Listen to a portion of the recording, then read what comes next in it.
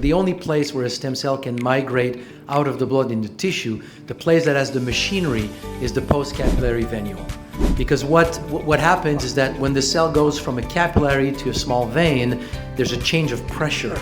In that area, the change of pressure creates turbulence, will mechanically activate L-selectin, and the stem cell will then suddenly express the receptor. Like, do I have an injury in this tissue? Is SDF1 there? If it's there, the stem cell clings to the capillary, migrate in the tissue. If there's not, it keeps going into the blood circulation.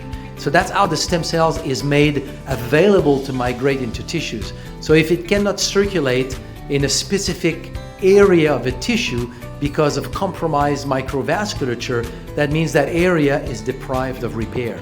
And I think that at the end of the day, it is the fundamental basis of chronic conditions. It's an area that is deprived from stem cell circulation.